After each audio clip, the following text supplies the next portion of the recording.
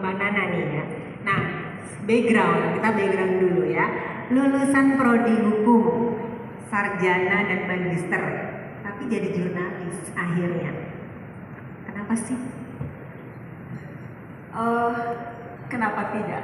Dan sampai sekarang ya teman-teman, saya kan sering diundang ke Fakultas Hukum, sering bicara di depan dede-dede mahasiswa baru Fakultas Hukum, atau diundang kasih pada saat wisuda. Dan saya selalu bilang bahwa memang pilihan studi itu tidak menentukan pilihan karir. Dan saya selalu bilang anak hukum jadilah jurnalis. Dan mudah-mudahan buat anak-anak hukum yang mungkin ada di sini atau sarjana hukum atau sarjana apapun melihat profesi ini sebagai salah satu pilihan hidup. Karena ya di Fakultas Hukum saya belajar substansi legal hukum, bikin surat dakwaan, bikin pembelaan, belajar teori undang-undang, hukum kontrak dan sebagainya. Belajar substansi legal hukum ya. Tapi saya belajar lebih jauh dari bagaimana merangkai berbagai ilmu hukum itu. Yang pernah belajar dan jadi anak hukum pasti tahu, kita anak hukum itu selalu ditantang untuk menemukan lubang persoalan. Bagaimana memilih diksi atau kata yang tepat bisa berpengaruh tuh. Pencurian, penggelapan beda misalnya. Bagaimana kemudian kita dilatih untuk mengasah logika, menemukan argumen, merumuskan persoalan, dan semua skill yang terbangun dari proses pembelajaran substansi legal hukum itu menurut saya akan membantu dalam profesi karir atau pilihan hidup apapun. Tidak hanya jurnalis, tapi spesifiknya jurnalis, Mbak Hana, saya merasa ada banyak kesamaan. Bagaimana kemudian jurnalis atau penegak hukum ketika mereka menuntut, memutus perkara, dan jurnalis ketika membuat liputan yang kuat, berdampak dan tajam. Kemampuan misalnya untuk menemukan sudut pandang dalam melihat suatu persoalan, kemampuan untuk menguak lubang kejanggalan, atau kemampuan untuk bisa merumuskan dan mengajukan pertanyaan-pertanyaan jitu yang bisa membongkar alibi atau menebak kedustaan politisi. Wow, ini sudah menjadi programnya ya. Jadi menurut saya banyak belajar skill itu yang kemudian saya pakai, sedemikian sampai kemudian ketika dapat kesempatan untuk melanjutkan pendidikan, waktu itu saya sudah berkarir 8 tahun sebagai jurnalis, dan orang bilang, wah mau lanjut S2 ngambil komunikasi, saya gitu atau apa gitu, enggak. Ketika mengambil pendidikan pun saya mengambil politik dan hukum, S2 saya magister hukum, karena saya merasa sekali lagi skill yang saya peroleh itu membantu saya dalam menjalankan pilihan profesi yang sudah 23 tahun sampai saat ini. 23 tahun. Wow. Jadi pilihan studi itu tidak menentukan profesi ya, Mbak ya? Ya. Bisa.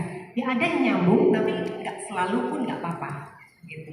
Nah sebagai jurnalis nih, kan ini biasanya ya jurnalis tuh banyak kan mungkin ini dunianya laki-laki gitu ya. Nah Mbak Nana sendiri pernah nggak sih ngalamin yang tadi sendiri ya? Apakah pernah ada kendala atau rintangan? Karena kan kalau seperti ini di panggung atau di studio enak, tapi jurnalis kan itu di lapangan, Mbak. Gimana?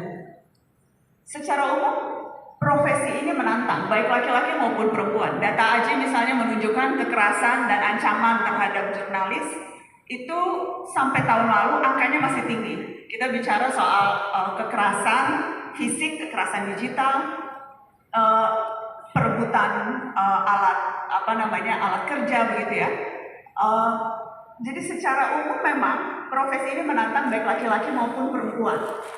Belum lagi kalau kita bicara tantangan perundang-undangan, KUHP, Undang-Undang ITE yang memang mengancam kebebasan berekspresi.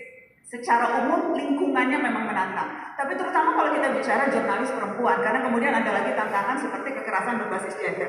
Dan kalau kita bicara tantangan utama saat ini di tengah di era digital, di mana informasi sangat tergantung pada teknologi, kekerasannya berubah menjadi kekerasan digital. Doxing, persekusi, peretasan, itu hal yang menjadi ancaman utama. Dan spesifiknya kalau kita bicara perempuan, Mbak Hana, hasil survei UNESCO, 73% jurnalis perempuan ya mendapatkan intimidasi, mendapatkan pelecehan, mendapatkan ancaman secara online dan itu terkait dengan kerja-kerja jurnalistik mereka.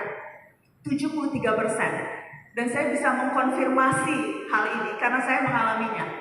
Tapi sekali lagi, ya, ini dunia yang seperti Mbak Hana katakan, dunia yang memang dalam tanda kutip keras, identik dengan maskulinitas begitu ya. Tantangannya ada, terlebih terhadap jurnalis perempuan. Terima kasih.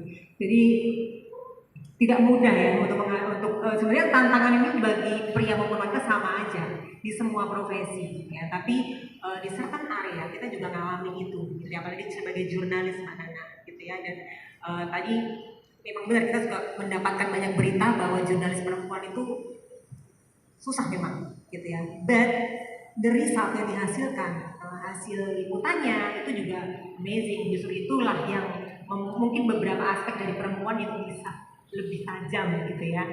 Tapi ini tidak berarti laki-laki yang lebih tajam ya, gitu ya. Oke, kita parkir dulu. Seru banget tadi dari mana.